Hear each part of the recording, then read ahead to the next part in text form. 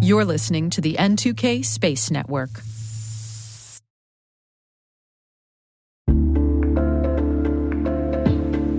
Strata is your solution for securing on-prem and cloud apps without the hassle of refactoring. Modernize legacy systems with MFA or passwordless authentication and ensure continuous identity availability across multi-cloud environments. Say goodbye to tech debt and hello to seamless integration. Strata helps you reduce stress and gain control over your identity architecture, enhancing security and efficiency.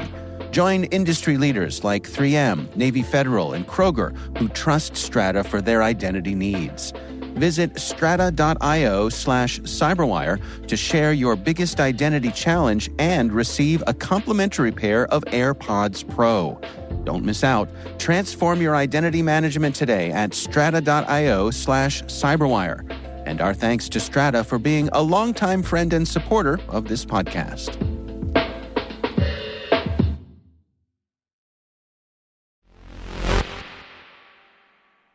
We dedicate today's show to the final launch of a European legend, the Vega rocket. Pour on out for this one.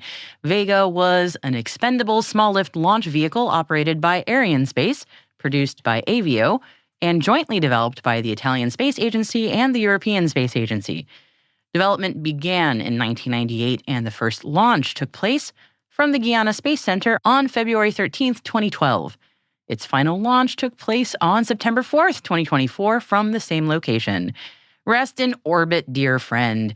Or maybe burn back up so you don't add to the many pieces of space junk up there. T-minus 20 seconds to LOS speed rest. Go for deploy. Today is September 5th, 2024. I'm Maria Varmazis, and this is T-minus.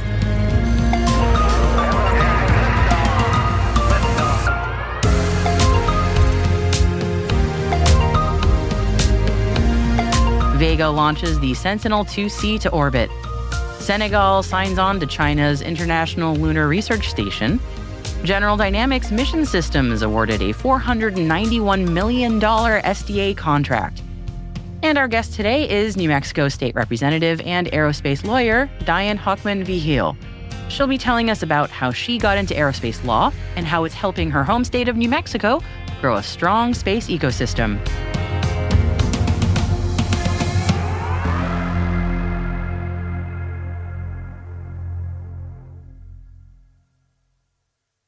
Happy Thursday, everybody. Let's get into today's intelligence briefing. And the last Vega rocket lifted off from the European Space Agency's spaceport in French Guiana at 10:50 p.m. local time last night. The vehicle transported the third Copernicus Sentinel-2 satellite to orbit. And the Sentinel-2C will provide high-resolution data as part of the Copernicus constellation, the European Commission's Earth observation program. Copernicus aims to provide continuous, independent, and reliable data and services to public authorities, companies, and citizens around the globe. The program is co-funded by the European Union and ESA. A few minutes after separation, ESA received the first signal from Sentinel-2C. The spacecraft, like the vehicle that transported it, was one big international collaboration. It was built by a consortium of around 60 companies, led by Airbus Defence and Space. The Vega rocket will now retire from use following this final launch to be succeeded by the Vega C. Sentinel-2C was the fifth Sentinel satellite to be launched by Arianespace. The European Commission has awarded Arianespace and Vega C 5 other launches in this program. And from Europe and over to China now. And the country has announced multiple international agreements during a 2-day space forum held in East China's Anhui province. The country's space agency and its counterpart in Senegal signed an agreement on the Chinese-led International Lunar Research Station, or ILRS. In addition, China's Deep Space Exploration Lab has also inked memoranda of understanding with 10 organizations from countries including Serbia, Switzerland, the United Arab Emirates, Indonesia, Pakistan, Panama, and South Africa.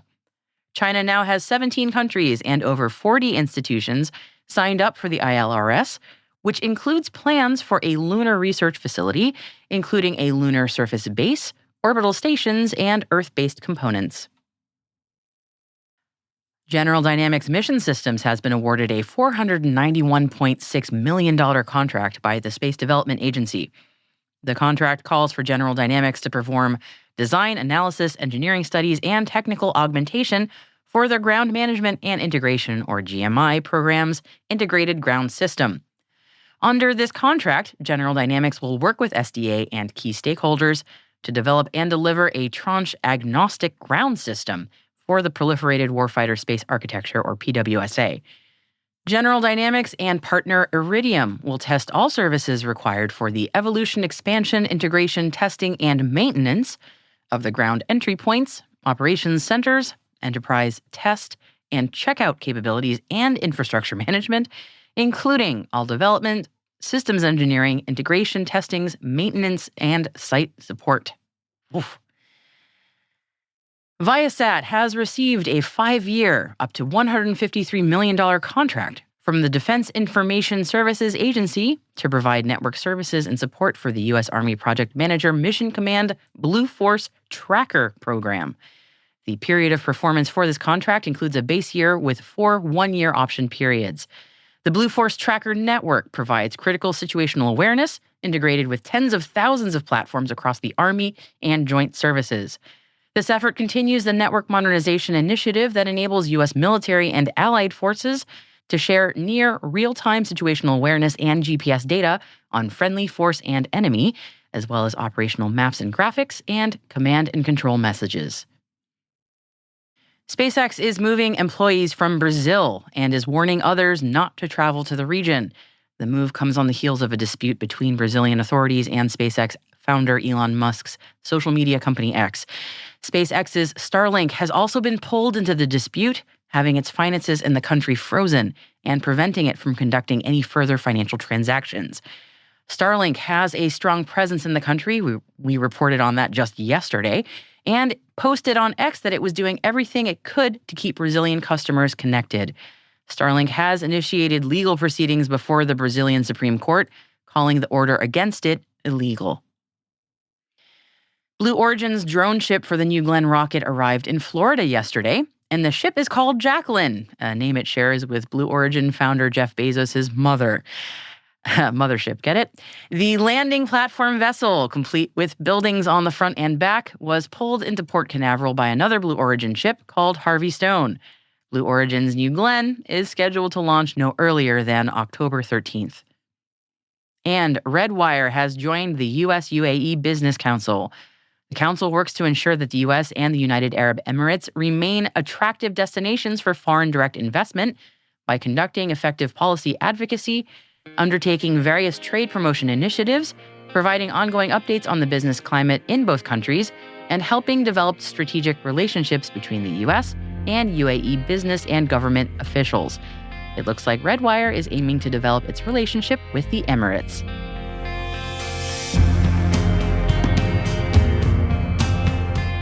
And that concludes our Intel briefing for today. Head to the selected reading section of our show notes for further information on all of the stories that we mentioned throughout the show. Also, we've included new appointment announcements from All.Space and Satellogic. Hey, T-Minus crew, if your business is looking to grow your voice in the industry, expand the reach of your thought leadership, or recruit talent, T-Minus can help. We'd love to hear from you. Just send us an email at space@n2k.com or send us a note through our website so we can connect about building a program to meet your goals.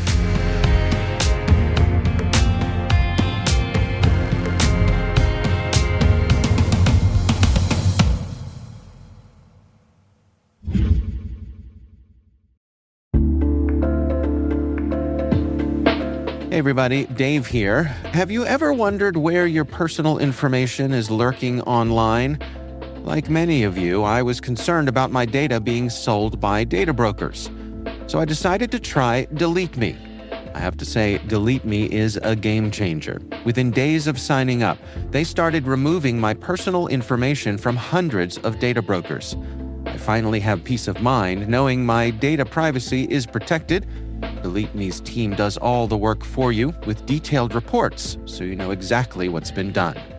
Take control of your data and keep your private life private by signing up for Delete Me.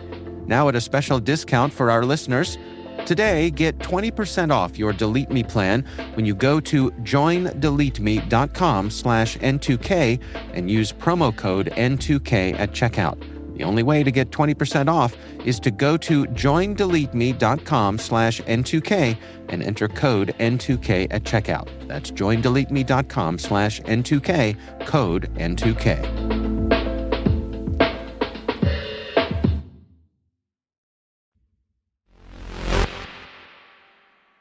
Our guest today is New Mexico State Representative and aerospace lawyer, Dayan Hochman-Vigil. And I started by asking Day about how her aerospace law background has enabled her as a state representative to grow the space industry in New Mexico. I'm really lucky because it was just one of those things where so many aspects of my life coalesced. Coming back to New Mexico, starting my practice in that area, and then getting elected to the New Mexico House. And then being chosen, the Speaker of the House, Javier Martinez, asked me to be his chairwoman for transportation, public works, and capital improvement. So I work all day as a lawyer in aerospace development, and then I talk about it a lot in as part of my chairmanship and all of the stuff that we're trying to do in New Mexico and improving our infrastructure. And I scream it to the rooftops every chance I get. New Mexico is the place for space. We're doing incredible things in both the public and private sector, commercial space, space development, defense development. It's all happening right here in New Mexico right now. And I am just smack dab in the middle of it. And every day I'm really excited because we're doing like next level stuff here and we're just getting started. Given that you are from New Mexico, that it feels like it must have been like growing up with space all around you. And in essence, there's all sorts of amazing things happening in New Mexico. That must have really influenced you as you were growing up to be like, yeah, I want to learn more about that. I like learning about people's journeys. Can you tell me a bit about like how space came into your whole career plan? It sounds kind of fascinating. Sure. So I come from an aviation family. My grandfather was in aviation. My father was in aviation. And I actually ended up getting interested in aviation and space law. I graduated law school at the height of the recession for New Mexico. New Mexico is typically a few years behind the rest of the country economically. Like when the country is going gangbusters, New Mexico isn't until like 3 to 5 years later. And then if we hit on hard times, New Mexico is safe for a little while. And then about 3 to 5 years later, it's when it hits us. And so I graduated law school in 2011, which was pretty much the worst year ever as a baby lawyer trying to find a job in a very, very small job market. I wanted to stay in state. I was lucky enough to be able to work for a judge for a little while, but that gig ended. And so, at first I wanted to go into, constitutional rights, and I had done a fellowship at the ACLU after college in Denver. But I ended up working at this big civil defense firm, and there was an aviation law case that we had, and I was charged with finding the expert for that case. And so I found a gentleman who was working in aviation space law, and he had connections to the Institute of Air and Space Law at McGill University in Montreal, Canada. And after we had finished the case, I was taken to the airport, and he said, "Hey, would you have any interest in coming to my program? I can't get women to come. And, if we found a fellowship for you, would you go?" And, without even thinking about it, I was like, "Yes, yep, I'll go. Yeah. Montreal, sign me up. McGill, cool. Great school." Great school. So I ended up, great school, beautiful city. I had never been to Montreal before. And so, I went, and part of the focus, I had always been very aviation heavy just because of my background. And I've been obsessed with airplanes ever since I was a little girl. My dad and he used to take me out to the Albuquerque Sunport, and we would just kind of like that scene in Wayne's World where they were sitting on top of the trunk of their hood of their car, like looking at the airplanes coming in. Like that was me and my dad. And when I went to McGill, they were very space law heavy because space law is just like the newest, coolest, sexiest thing. It's like we're I always ask people if they've seen the movie The Matrix before, because it's like that scene with Morpheus where he's like, there is no spoon. Like that's the equivalent of space law in this country. And that all we basically have are international treaties that some countries have signed on to and others haven't. And so like we're trying to kind of like, I hate the metaphor, but build the plane as we're flying it. And a lot of the, regulatory stuff and tort litigation stuff, it's all new. And we're all just kind of like figuring it out as we go. And so while aviation law is super interesting, super esoteric, very nuanced, and I love it, space is kind of like where the opportunity is to make a lasting impression. And all of the stuff that we're going to be doing now is going to be the blueprint and precedent for what we do later as we see like more and more commercial space development and whatnot. And so the long-winded answer to your question is I didn't start off as interested in space law as I am now, but and I also had an incredible professor, his name is Ram Jaku at McGill, and he's like, one of the original, and he got me very interested in space law. And just because of all the stuff that we're doing with Spaceport America in New Mexico, it just kind of like I shifted my focus organically to space, because that's just kind of like where all the really cool stuff is happening.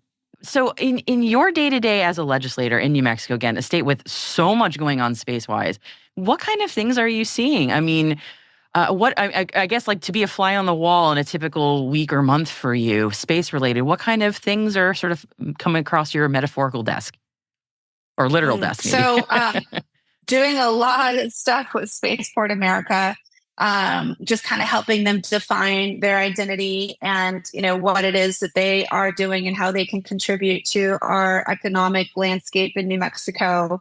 We're doing a lot with New Space Nexus. Funny story, I was on the ground level with those guys. They kind of got off the ground, metaphor totally intended, unintended, with some help from me and what's called a junior appropriation. My very first year as a legislator, I was able to kind of help them, give them a grant to help start their operations. And so working with just this organic kind of ecosphere that's popped up in New Mexico of all of these startup tech companies and the larger, inside the Beltway folks that are coalescing here in New Mexico and building technology and companies that, they've chosen New Mexico because New Mexico is where they want to be. We have this really great combination of, room to grow. We've got white sands, and that we've got restricted airspace, which is super important to people that are doing really experimental stuff that, you want to do that stuff away from people and other things in the air. So, and we also have, a lot of amazing talents. We've got two major laboratories here in the state.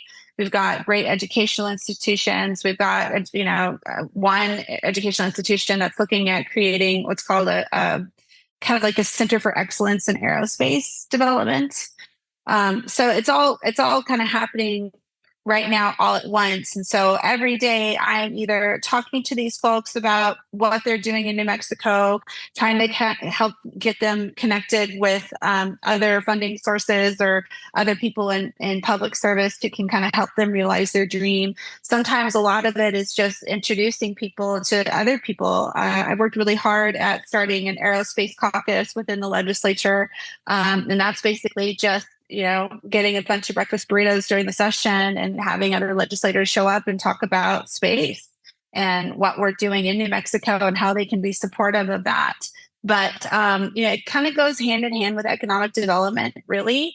Aerospace development is one of the 9 areas that the New Mexico Economic Development Department identified as spaces that they want to focus their efforts in because they feel like we could really diversify our revenue in the aerospace market. And that's kind of sort of what I do. It's every day is different. Every day is interesting. When I talk to folks who work in the industry side, and I talk to them about working with folks in the government, a lot of focus understandably tends to be federal level. But I feel like working at the state level and finding partners like yourself and people who can be, advocates and also make those connections doesn't get maybe as much emphasis or love as it should. And I'm wondering, I guess, if we were to sort of put out like a clarion call to folks in the industry who don't know how much, working at the state level can do for them? What would you like them to know? Awesome question. So the feds are great. The feds totally get how important aerospace development is. But what you get at the state level is you get people who are on the ground. You get people who are within New Mexico, who are kind of closer to the ecosphere that we're creating, people that can just pick up the phone and be there in 15 minutes and meet you for coffee. There's a lot of resources that are available on a state level that a lot of people don't even realize are there because they're so focused on the SBIRs and the NASA Space Act money and all of that. There's so much more that is it's easier to access on the state level, and people just kind of forget that. I mean, people who are here and understand how important it is, and they're not trying to balance 1,000 other federal prerogatives. Like, they're just here because they're in New Mexico and they love aerospace. And these types of grants are easier to procure. They're easier to report. And it's just kind of like, don't pass this over just because we don't have a stated program that you couldn't find on a federal website. We're doing a lot here.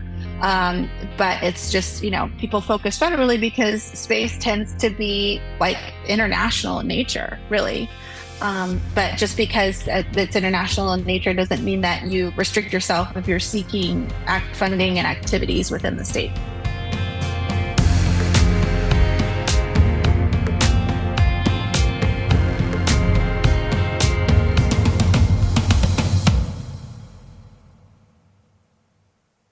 We'll be right back.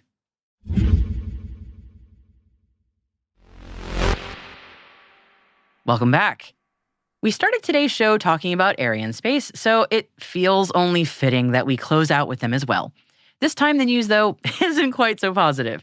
A vacationer exploring the remote islands of Cayos Cochinos off the coast of Honduras in Central America has come across what is believed to be a piece of space junk. Mike Ehrman and his family took a photo of a large piece of debris laying on the beach that's very clearly labeled Ariane, and he took to social media to ask, "What is this?" That Ariane label made quick work for the internet sleuths that quickly shared their insights into the possible owners of the beach trash. In fact, the image reached one very knowledgeable person who shared on Reddit, and I quote, "Nice find. I actually make these as part of my job. I have no doubt that I even installed the logo. These panels are produced in Switzerland by Beyond Gravity, formerly RAG Space." Well, nobody ever lies on the internet, but still, what incredible insight. The user went on to say that it is part of the payload fairing, or PLF, that PLF is delivered in multiple sections and can be varied in length to suit the mission.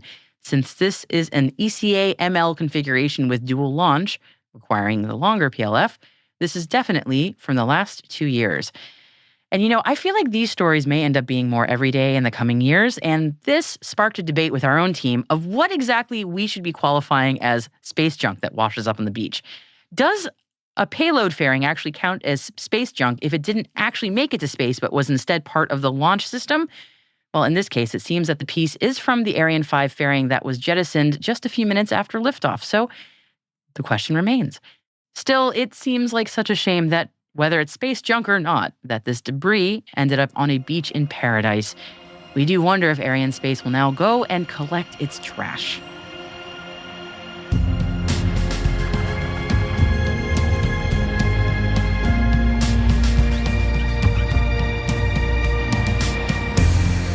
That's it for T-Minus for September 5th, 2024, brought to you by N2K Cyberwire. For additional resources from today's report, check out our show notes at space.n2k.com. We're privileged that N2K and podcasts like T-Minus are part of the daily routine of many of the most influential leaders and operators in the public and private sector, from the Fortune 500 to many of the world's preeminent intelligence and law enforcement agencies. This episode was produced by Alice Caruth. Our associate producer is Liz Stokes. We're mixed by Elliot Peltzman and Trey Hester, with original music by Elliot Peltzman. Our executive producer is Jennifer Iben. Our executive editor is Brandon Karp. Simone Petrella is our president, Peter Kilpie is our publisher, and I am your host, Maria Varmazes. Thanks for listening. We'll see you tomorrow.